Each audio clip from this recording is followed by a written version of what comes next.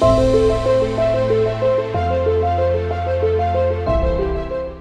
everyone, and welcome to this special edition of our Education and Workforce Development Task Force webinar.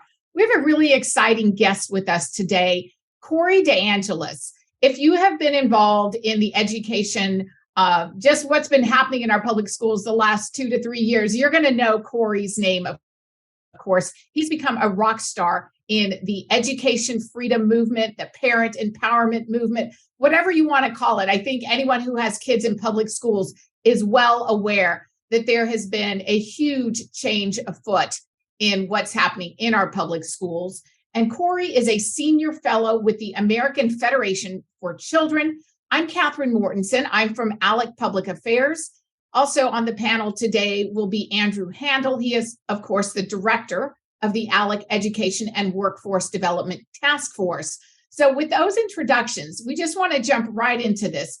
Corey, your group, the American Federation for Children, endorsed a number of pro-parent candidates around the country in the midterms last week.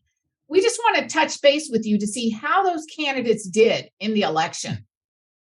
Oh, they're absolutely they destroyed it. This has been the parent revolution that we've all been waiting for. Look, we didn't see a red wave, we didn't see a blue wave, but we did see a parent empowerment wave. The teachers unions really overplayed their hand and stepped in it, and they haven't seemed to learn anything about it. The NEA just tweeted out 2 days ago, basically that the teachers unions know better than the parents about what's best for their students. They haven't learned anything.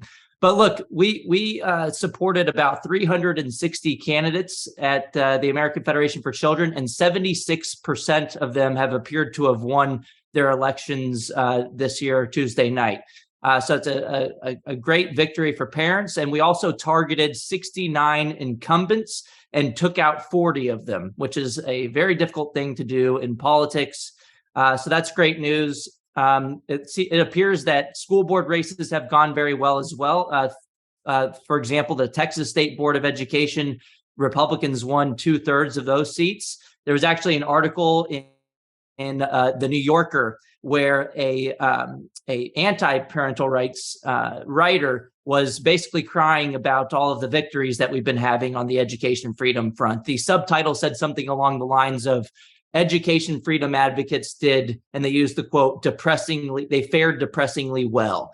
Well, cry harder, because this is good news for parents. They won on Tuesday night, and Moms for Liberty candidates did really well as well. And Ron DeSantis, parental rights advocates that he endorsed, did superbly on Tuesday. All 6 of the candidates he endorsed won their runoffs, and which put Ron DeSantis at an 80% win rate for the year when it comes to local education races. So this is the good news from the midterms.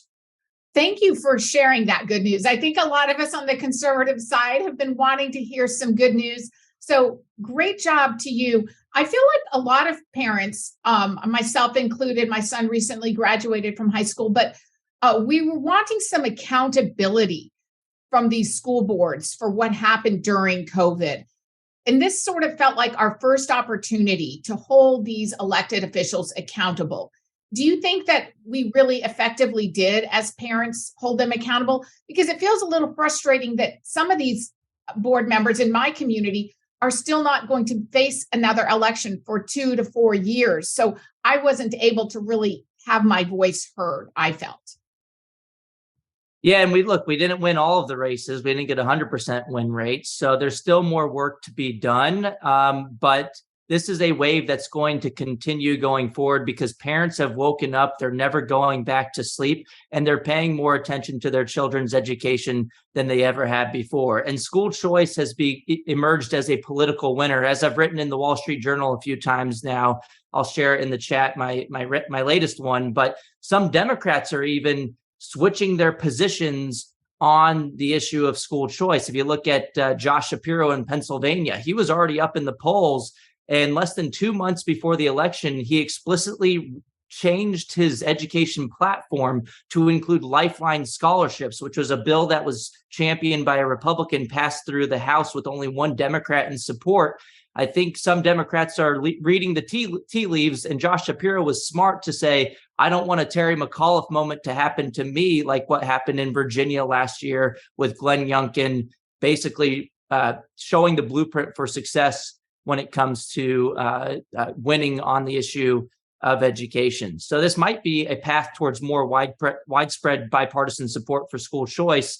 And look, Milton Friedman said it best. It's not about getting the right people into office. It's not about putting the right people into Congress, for example. It's about creating a political climate of opinion, of public opinion, where it's politically profitable for the wrong people to do the right things. Well, it's becoming politically profitable to support education freedom. And the reason for that being is, for far too long in K-12 education, the only special interests essentially represented the employees in the system. But now the kids have a union of their own, and they're called parents, and they're applying political pressure at the same time.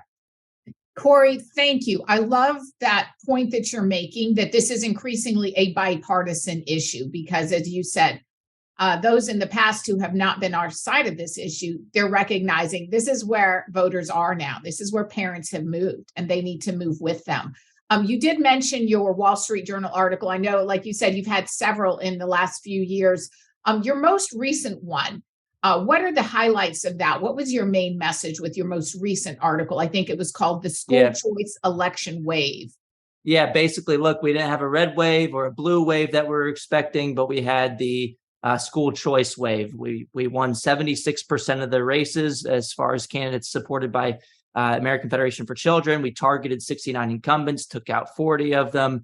Ron DeSantis absolutely crushed it in Florida by over 19 points. He won in 2018, according to another Wall Street Journal opinion piece, because of school choice moms. His opponent, Gillum, in 2018, promised to get rid of supported getting rid of the tax credit scholarship program. And so DeSantis overperformed with minority women in that race.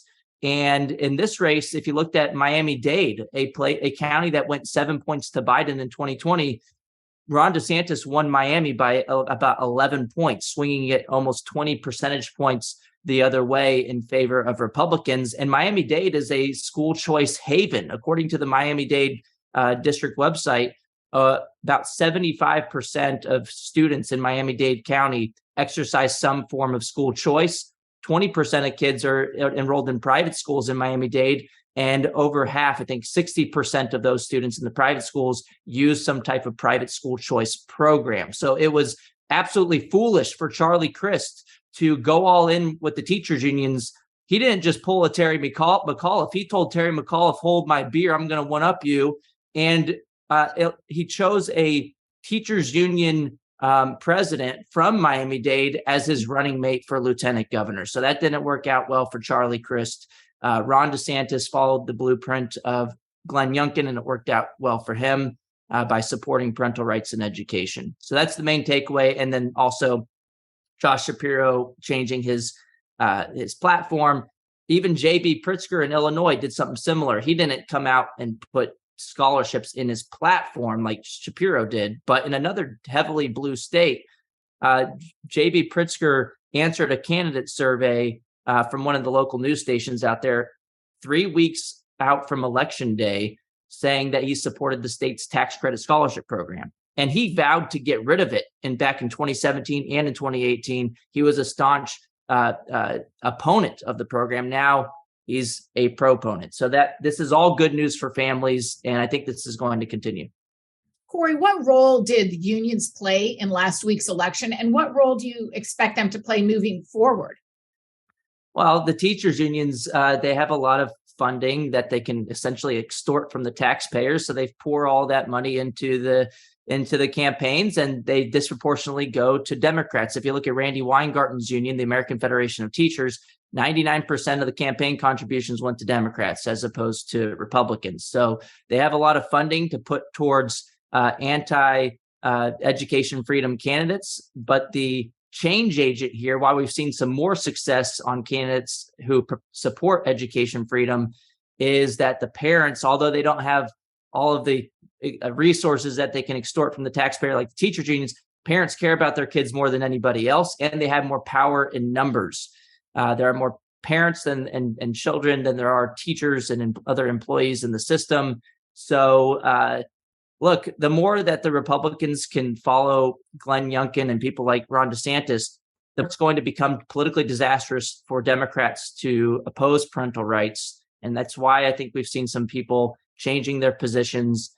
And look, if the Republicans are smart, they'll continue to lean into parental rights in education, because some Democrats who are overly reliant on teachers' unions' contributions are in a catch-22 situation where they have to pick between one special interest over the other. But if they don't say anything at all on the issue of education, they don't lose any ground. So Republicans like Glenn Youngkin have figured out a blueprint for success.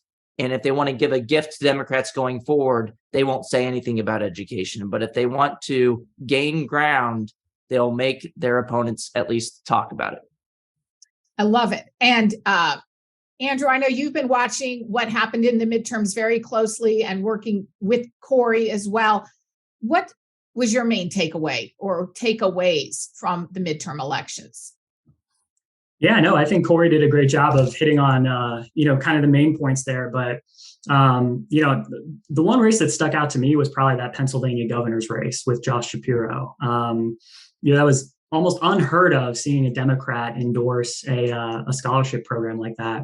And I think a lot of folks thought that was going to be a closer race than it actually ended up being. I mean, Shapiro ended up winning by a couple of percentage points, I think. So, I think it's great to see all of these candidates that are, stepping up and, modifying their platforms and supporting parents, supporting school choice. I think the takeaway was, as, Corey hit on, with all these candidates winning not only in state level races, but also local school board races.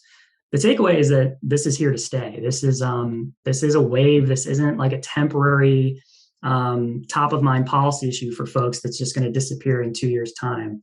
This is going to stick around. I mean, parents are frustrated. They're upset with, the falling test scores. We saw the nation's report card, 2 decades worth of progress erased in just 2 years. ACT scores at a 30-year low. High schoolers graduating totally unprepared, in English, social studies, math. So, parents want to see change. They want to see more options, more freedom. And, I think that's definitely the main takeaway. And Andrew, what states are really leading the way that we can look to as a model? Some of those states that are forging forward with innovative legislation. Can you tell us what those states are? Yeah, sure. I mean, 2 states in particular come to mind. There was a number of states that passed education savings accounts, either this year or last year. But 2 passed very expansive versions of that. We've got the West Virginia Hope Scholarship Program. 93% of students eligible to participate in that on day one. And then Arizona took their existing Empowerment Scholarship Program and expanded that to 100% of students across the entire state. So anybody can apply and participate. So many applications filling in for that Arizona program that the Department of Education's website crashed. That's the kind of, the kind of support and interest that we're seeing from parents. So, I would say those are the 2 main states, and it's kind of encouraging everyone else to, keep up and pass similar programs. And what if a lawmaker, in Kentucky or Montana wants to pick up on this and look for model legislation that could maybe be a starting point for their state to modify or to customize for their students? Does ALEC have model policy that members can just pull right off the shelf and then customize? We do. So actually, just at our last annual meeting in Atlanta here earlier this year, we passed the Hope Scholarship Program. So named after the West Virginia program, it is very, very similar to the final language in that West Virginia program, but we did make one change, which was to make it completely universal. So it's any student can apply. So we're really excited about it. We had a lot of great feedback from a bunch of different stakeholders in different areas of the education community, as well as parents. And I think we've got a strong model there for lawmakers to consult if it's something that they're looking to maybe bring to their state. And I'll drop a link to that in the chat as well.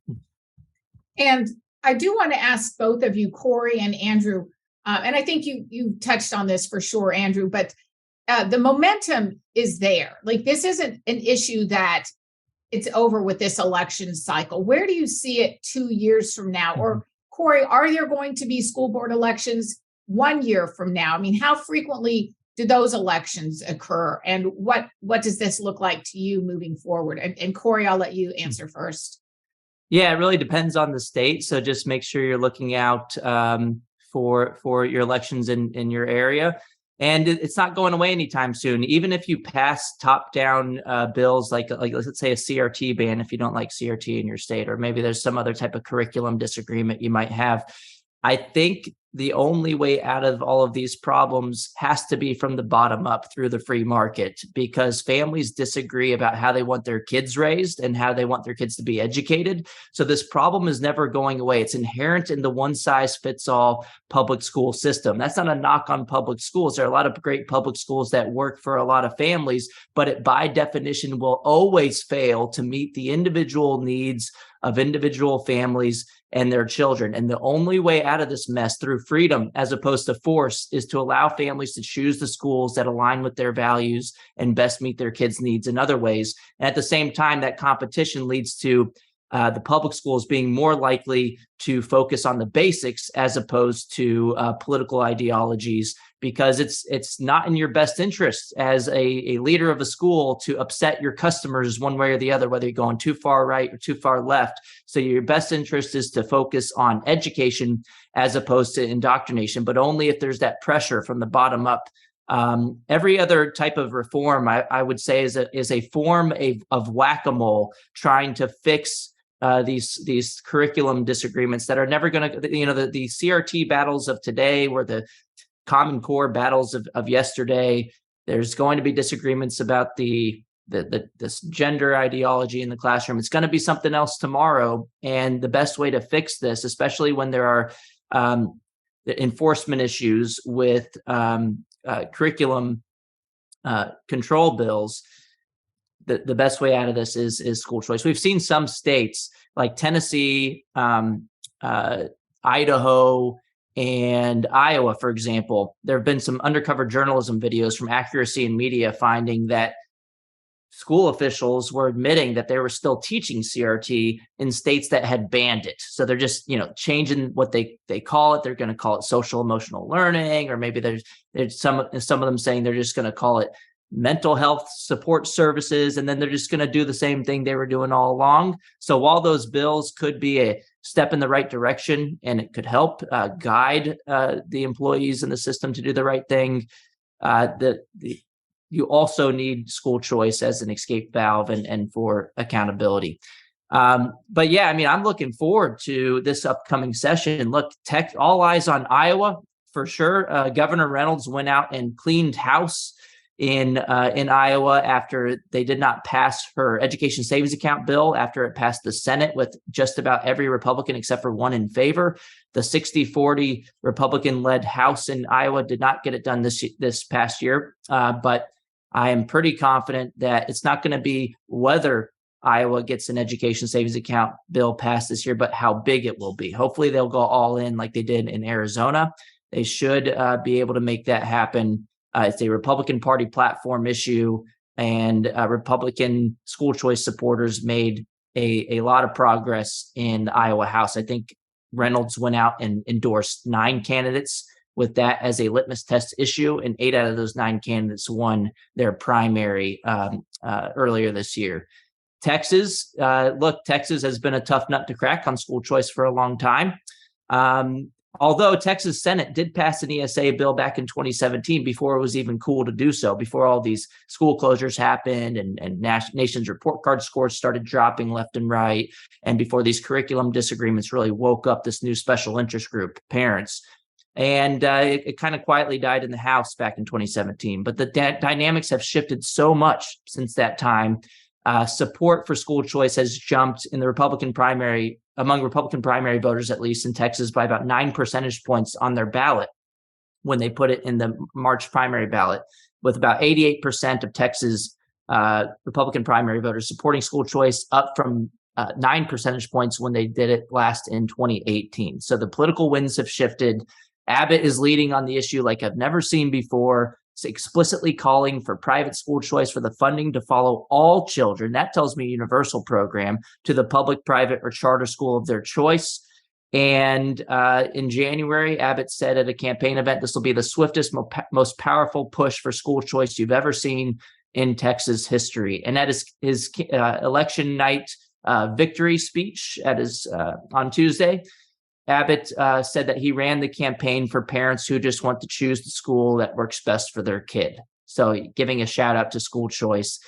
This is all good news. I expect 2021 was the year of school choice. Maybe we'll call 2022 the year of the parent, and 2023 the year of education choice, just to switch it up a little bit. Hopefully we see a lot of victories, particularly in red states. And we're already seeing this kind of friendly competition. Arizona Governor Doug Ducey went all in. That provides more incentive for even like Governor Ron DeSantis, because they have a great amount of school choice there, but they're not 100% universal yet. But maybe this will give them an extra incentive to engage in friendly competition and move the ball forward for all families. Thank you, Corey, for your fabulous work. And why don't we open it up to questions? Rose is producing for us today. So Rose, I don't know even how to access or view questions. Do we have any questions in the queue? You can click the Q&A button on the bottom. Okay, let's see. Oh, thank you, Andrew. Q&A. Okay, here we go.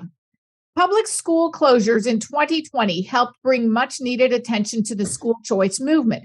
How can school choice advocates keep up the momentum now that the lockdowns have been mostly lifted?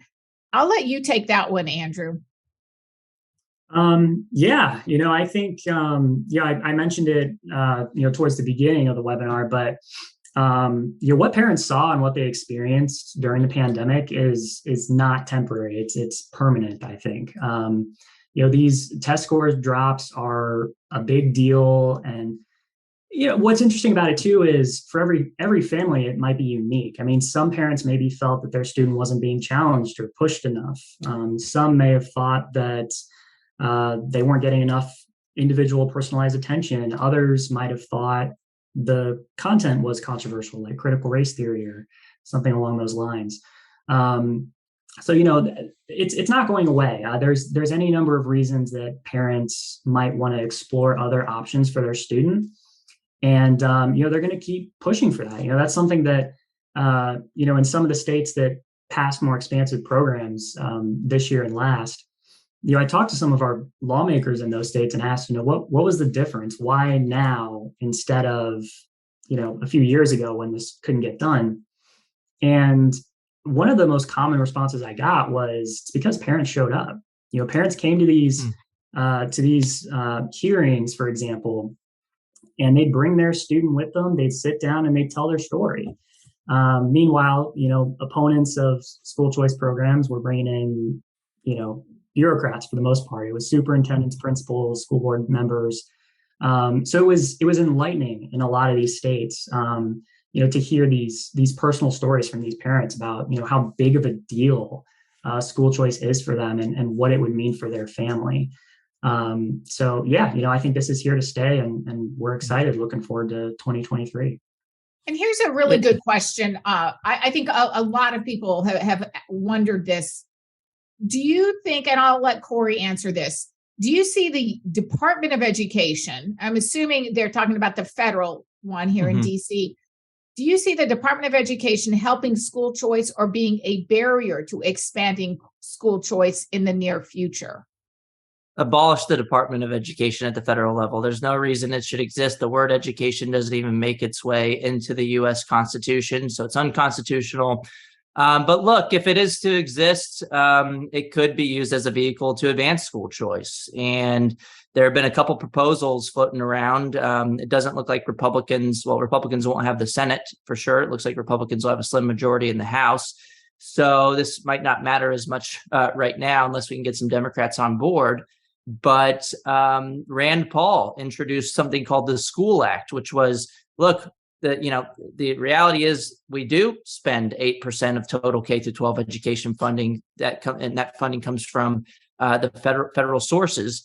If we're going to spend the money, it might as well go to people as opposed to buildings. So is it a basic reallocation from federal education spending from going to government buildings, going directly to families? Is basically an education savings account program, publicly funded, using existing money. So that's one way to do it. Another way to do it, which I think has been more popular, might have more votes in Congress right now, is the tax credit scholarship proposal. Tim Scott had one a couple of years ago called the School Choice Now Act.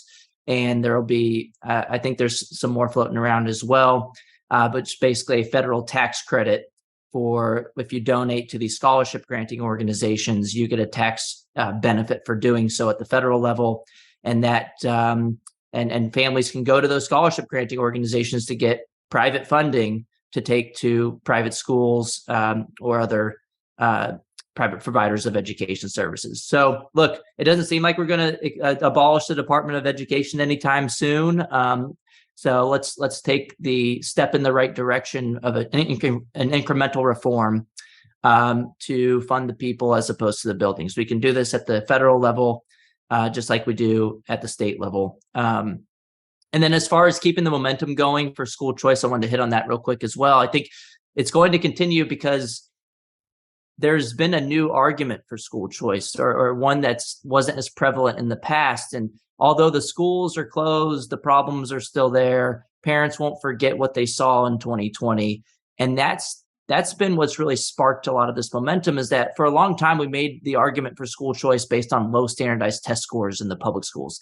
That doesn't motivate politically advantaged parents to push back. And so it's kind of hard to get a policy passed when you're focusing it on particular groups of families and for particular problems that aren't really going to upset parents.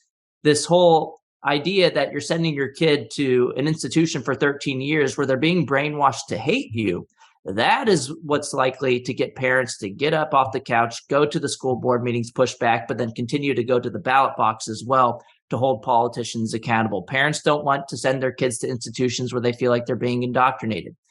And schools, I think Vodi Bakum said it best, if I can remember what he said. But yeah, we need to stop sending our kid to Caesar and then act surprised when they come home as Romans. That's what's changed for parents in their minds. And this argument for school choice based on the values alignment with the curriculum is more likely to catch a large swath of the electorate from different politically advantaged or disadvantaged groups, because it affects us all. Whereas when you're saying, oh, well, it's just these schools in these particular areas that have low test scores. Well, a lot of families who have their kids in schools that are A-rated by the state, they woke up as well over the past couple of years. And I think the best way to continue the momentum is to just provide sunlight, which is the best disinfectant. I mean, myself over the past couple of years and others like Chris Rufo, Libs of TikTok, have just posted what they've seen happening in the schools. I didn't even provide a lot of commentary over the past couple of years. It's just like, this happened. People were upset about what happened. And that's always going to be the case when parents disagree about what should be included in the curriculum.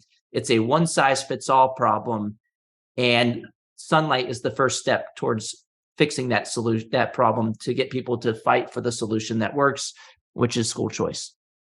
Thank you so much, Corey DeAngelis, Senior Fellow with the American Federation for Children, doing fabulous work. And of course, ALEC Task Force Director Andrew Handel, right there with him, working with our states to expand school choice, parental rights, education freedom. All of that is happening now. Andrew, do you have any last words before we close out?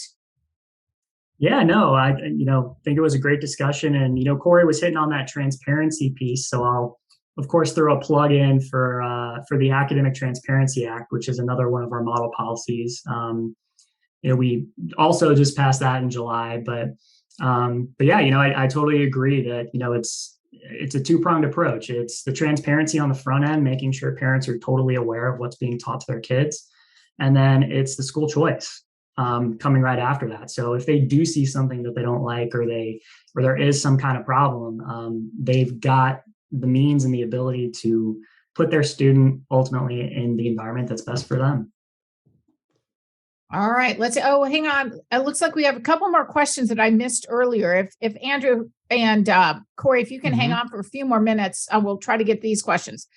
For Corey, anecdotally, it seems that a lot of education spending goes towards paying six-figure salaries for administrators, i.e. superintendents, principals, and deans, as opposed to teacher pay or students. To what extent does the data reflect this? If it is true, how does school choice get around this problem?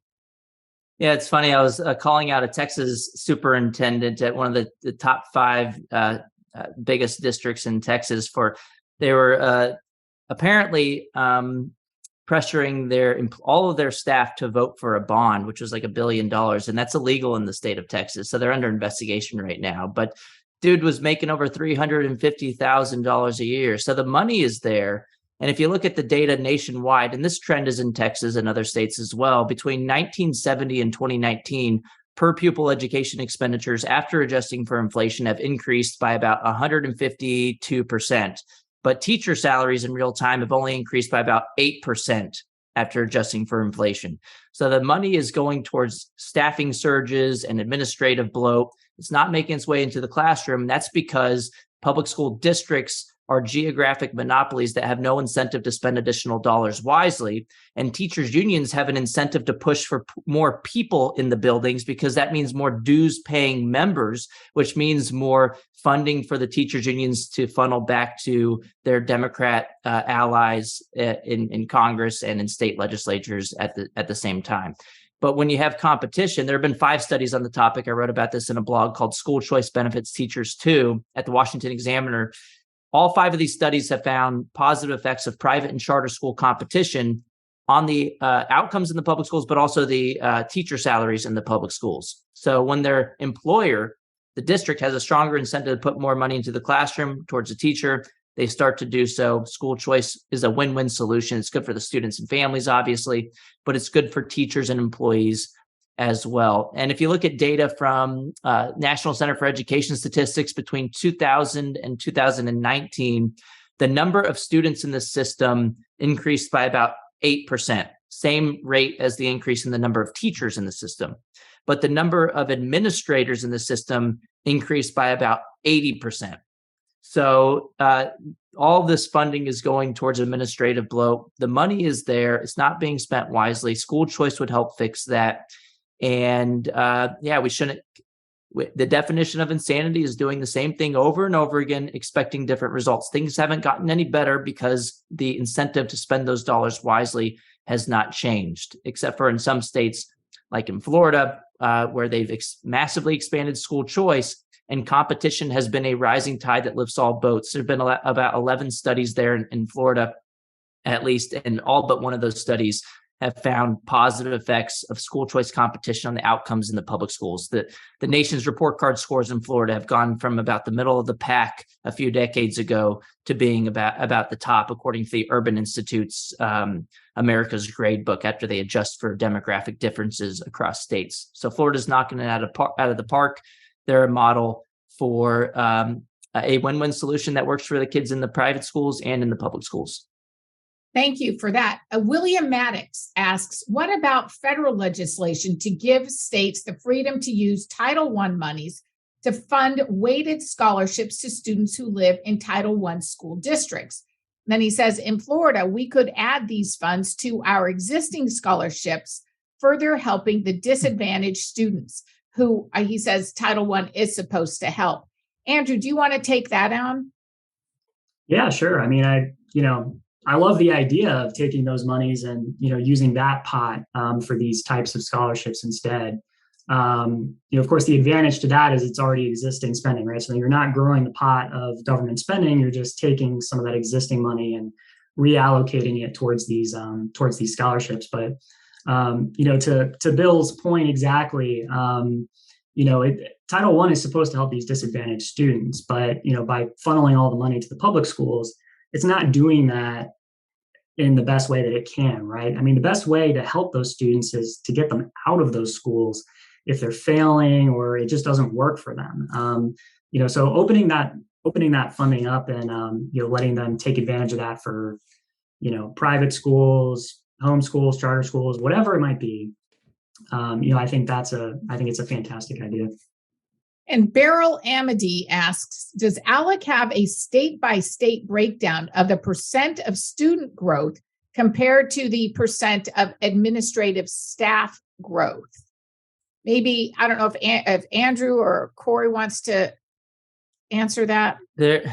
So the National Center for Education Statistics will have the data on teacher salary growth over time by state. And they also have the total funding growth over time since 1970 by state. As far as administrative staff growth, there's a great report by Ben Scafferty at Kennesaw State University called Back to the Staffing Surge, which I'll put in the chat as I'm talking to you. But he breaks it down by state and the number of employees that have changed in the system and spending in each state. So he probably cites where he gets that data. So I'm sure it's out there if you want to find more updated numbers as well. But I'm searching for it right now. Yeah, no worries. While you're searching that up, we appreciate you giving that out as a resource. Andrew, any last words? Those are the last questions we have from our participants. And I know people probably have things they need to get moving on to. So any last thoughts from you, Andrew? No, I think we just about covered it. All right. Well, thank you again, Corey DeAngelis, Senior Fellow with the American Federation for Children, and Andrew Handel, the ALEC Education and Workforce Development Task Force Director. We want to thank all of you for participating and being a part of this great change to improve education outcomes for our children. So thanks, everyone, and have a great day.